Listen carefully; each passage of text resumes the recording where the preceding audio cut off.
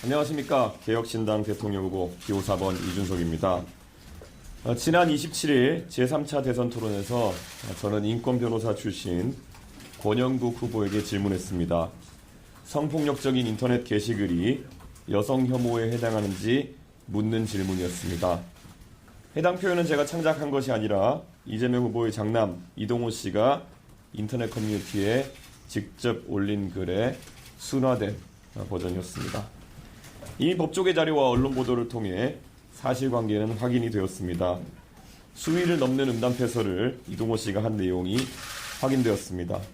이동호 씨는 지난해 정보통신망법 등 위반으로 벌금 500만 원을 선고받았습니다. 저는 이동호 씨의 게시글 중 하나를 비교적 가치 중립적인 단어로 바꿔 인용했지만 워낙 심한 음담패설에 해당하는 표현들이라 정제하고 순화해도 한계가 있었습니다.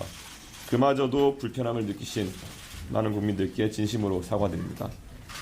국민 여러분, 지난 3년간 우리는 김건희라는 이름으로 참담한 고통의 시간을 겪었습니다.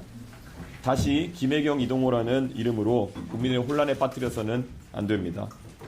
윤석열의 실패를 반복해서도 안 됩니다. 김건희에 대한 도덕성 검증에 소극적이었던 대선 후보 윤석열은 임기 내내 배우자를 방탄하다가 정치적 공경에 처했습니다. 저의 질문은 단순한 자금 목적이 아니라 단계적 검증이었습니다. 인권을 이야기하며 저에게도 여성 혐오라고 지칭했던 후보가 이 같은 표현에 대해 어떤 판단을 내린지 마땅히 확인해야 했고, 이재명 후보는 가족의 일탈에 대해 어떤 책임의식을 가지고 있는지 또 확인해야 했습니다. 그러나 두 후보는 대답을 회피했고 책임을 외면했습니다. 가장 심각한 문제는 이재명 후보입니다. 이동호 씨는 저급한 혐오 표현 외에도 2년 가까이 700회 넘게 총 2억 3천만 원 정도의 불법 도박 자금을 입금한 기록이 나왔습니다. 이재명 후보가 이를 모르고 있었다면 무관심이거나 무능일 것입니다. 그런 인물이 과연 나라를 맡을 자격이 있겠습니까?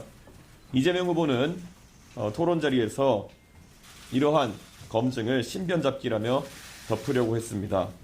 그러나 대통령 후보자에 대한 검증은 사생활의 문제가 아니라 공적 책임의 연장선입니다. 저는 그 점을 분명히 하고자 합니다.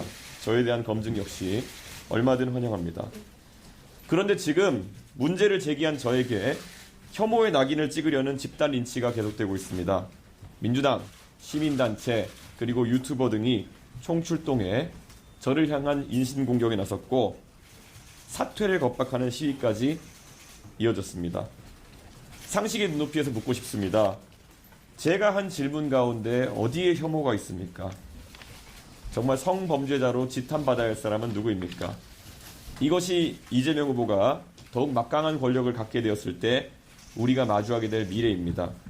표현의 자유, 검증의 의무는 사라지고 집단으로 가해지는 린치와 권력에 대한 충성만 남게 될 것입니다. 하지만 저는 굴복하지 않습니다. 진실을 덮으려는 시도에는 단호히 맞설 것이며 법적 책임도 함께 묻겠습니다.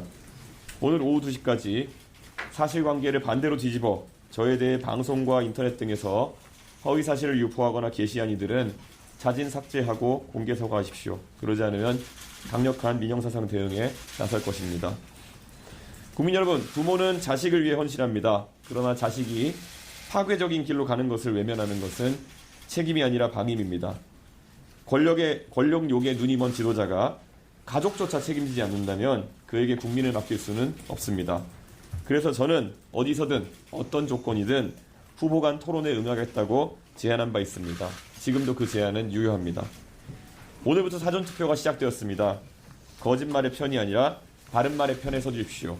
저 이준석, 원칙과 상식의 길에서 국민과 함께 나아가며 승리하겠습니다. 감사합니다.